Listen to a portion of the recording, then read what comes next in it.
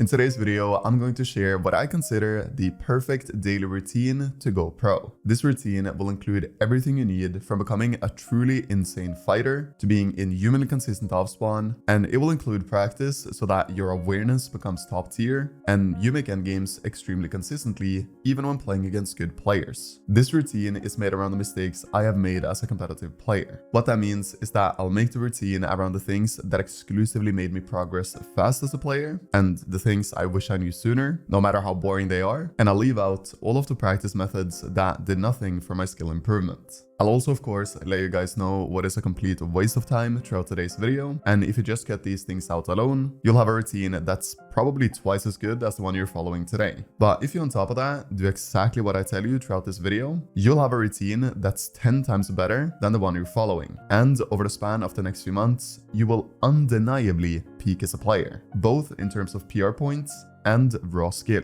Let's get started. The first thing you need to do every single day, no exception ever, is a proper warm-up. Now, most people understand that they need to warm up their mechanics, but for some reason, 99% of players don't spend like 10 minutes warming up their aim and getting in a ton of aiming repetitions. This is a major mistake. Warming up your aim is way more important than warming up your mechanics. When warming up your aim, I recommend doing it inside of Fortnite and not Kovacs or Aim Lab, and on Raiders Mechanics map V5. I'll leave a link to it in the description below. When you're inside the map, simply walk into the aim section, make sure 1v1 duel is highlighted, press start and then highlight the cone, and before you press start, put on some music if you want and a 10-minute timer. Press start and start playing. When warming up your aim here, focus on having a light mouse grip. What that means is that you don't want to apply a lot of tension to your mouse. Try to apply a very minimal tension and have smooth shotgun shots, not flicky. And with your AR, aim at the chest and follow the same principles. Low tension, smooth tracking. I also recommend doing 5 minutes standing still and 5 minutes where you move along. This way, your aim every single day will be more warmed up than like 9 out of 10 players you play against, because you spent just 10 minutes inside an aim duel getting an enormous amount of aiming repetitions. And the really nice thing about this is that these 10 minutes daily over time also develops your aim to become better just because of how many repetitions of practice it is. Then when the 10 minutes are up, you want to warm up your mechanics. Again, put on a 10-minute timer, nothing more. 10 minutes is the sweet spot, because if you do more, you'll just be wasting your time you could be using on more effective practice, like playing against actually good players, like we'll get back to. When warming up your mechanics, stay on the same map. Use the home remote and go to piece control and press play all. Doing these piece control drills is 10 times better than just free building. It gets your brain working in comparison to just playing on autopilot like you do when free building, and you can also warm up your peaks on these bots. Really think when piece controlling and editing on the bots, what edit should I do to be hard to hit? By doing this every day, you'll subconsciously start doing better peaks against real players, because you're building good habits when warming up that will become easy to you when playing real matches. Alright, now you're warmed up, your aim is feeling good, and your mechanics, movement and peaks are also feeling pretty solid. Our next goal is to develop our fighting. Every day we play, we need to try to become better fighters. Now, the way we do that is to practice fighting with intentionality. What am I going to become better at today is a question you need to have daily. Are you going to get better at finishing fights quickly by getting in boxes when you have an advantage, take less damage, use less mats, do better peaks, go for more consistent piece control? Just having one thing you focus on every day you practice your fights will make your improvements compound like crazy. Whereas if you practice fights with nothing in your mind, like almost everyone, you'll improve remarkably slowly. Depending on your level, ranked can be a fantastic way to become a better fighter quickly, if you feel as though it is challenging and not easy. The big problem with ranked is that you can't become a pro player from playing ranked alone. It's simply impossible. There will come a day where you have like 10k PR, where ranked will yield extremely minimal improvement for you, because it will simply not be challenging enough. But ranked is one of the best stepping stones for getting to 10k PR because of the fact that you'll play so many different playstyles. You'll play on the ping, you'll play on in tournaments, meaning you'll understand what you can and cannot do mechanically on that ping, because ranked often has higher ping and lower FPS than creative. And overall, if you feel as though ranked is challenging with your current skill, you're gonna improve fast from playing it a few hours daily. And of course, W keying everyone. If you want to go pro, you obviously need to try to take as many fights as humanly possible in the span of a game. Don't play it to win games or reach unreal. None of that matters at all for improvement. Focus on getting in as many repetitions of fights as humanly possible the hours you play ranked. For those of you watching who find ranked not challenging enough, you need to play creative realistics against better players than yourself. This can be a friend who's quite a lot better than you, a streamer, or by DMing people with more PR than you on Twitter asking to play. Some of the players who improved the fastest back in the day were people who grinded tokens for months on end and developed a skill set that became almost flawless. Perfect mechanics, insane aim, and great piece control. Now, of course, tokens are against the Epic Games terms of service, so I, as a YouTuber, don't want to take any chances and directly promote it in this video. Back then though, tokens were good because everyone tried their hardest. The players who played it were typically of a much higher fighting level than those you'd meet anywhere else, and the repetitions per hour were so high, which is why players who did it back then improved quickly. You can 100% reach that level today without tokens, but it's a little bit difficult. The way you do it is by playing friendly 1v1s, 2v2s, 3v3s, or 4v4s against players who are really good, like preferably 50k PR plus players. By playing these friendlies too, you'll meet insanely high quality competition, and over time you'll become a truly insane player. If you're now watching this video with, for example, 2.5k PR, fighting someone with 10k PR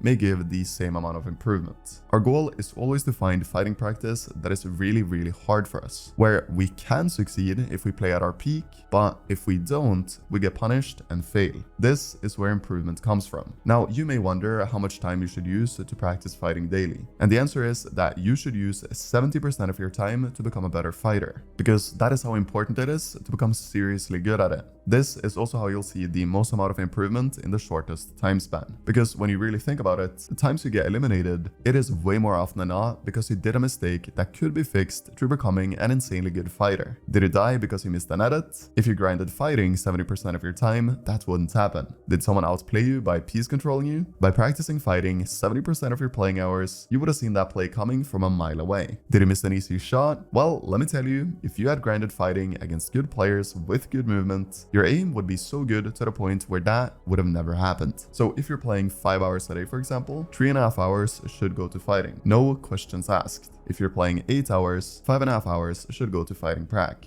And now you may wonder what the rest of your time should go to. The next thing that will make you better, faster than 99% of everyone else, is understanding skill stacking. And that sounds a little bit cringe, but it's seriously the most effective way to become uniquely good at this game. Now, you thought I was gonna say you should play customs right now, but before you even begin thinking about playing customs, you need to focus on your skill stack. So what do I mean when I say you should focus on your skill stack? As a Fortnite player, you have hundreds of different skills at different levels. Fundamentally, that would be mechanics, aim, movement, and so forth. But if you really think about it, what does it take to win a competitive game? Some people may now say, oh, you need to have a good early game, mid game, and end game. But that is not good enough. Skill stacking is simple. You write down everything you need to win a game easily. 1. Having a good glide. 2. Having a good loot path where I loot quickly and don't miss any floor spawns or chests. 3. Having a good farm path so that I know I get mats way quicker than any of my opponents. 4. Having an understanding of when I need to rotate to make my early rotates easy, because I'll be rotating before anyone else, and therefore I won't be taking any unnecessary damage, because everyone else will remain at their POI or other drop spot, whilst I claim the best position in the zone I'm in. 5. Getting to a spot on the map where I can consistently have cap mats throughout the mid game and before the end game starts. And the list goes on and on. If you really want to go into detail, you can write like 30 things on your skill stack. And when you've done that, you want to give yourself a score on all 30 aspects of winning a game. How good are you at gliding? Oh, you're a 6 out of 10 at gliding? How can you get that up to an 8? How good are you at looting quicker than anyone? 7 out of 10? Why not become the best at looting in the entire world? I'm sure that isn't that difficult. And you're watching this video because you want to go pro. I mean, so many Fortnite players are just okay with being extremely mediocre at the different skills needed to go pro. Oh, I'm not good at gliding, but it isn't that important. Or I've dropped here 1,000 times, so I'm probably pretty good at looting and farming. I mean, guys, come on. What kind of mentality is that if you want to become one of the absolute best in the world at a game with over 650 million registered players? Do you really think you'll make it by being nonchalant and not caring about the little things? Of course you won't. You need to have a ridiculous mindset in the sense that you genuinely believe that you need to become the best at everything. I need to have the best glides in the world. I need to have the best early rotates out of everyone. I need to become the best fighter. Players who think like this are the ones who make money from the game, get signed, and actually make an incredible career from their abilities as a player.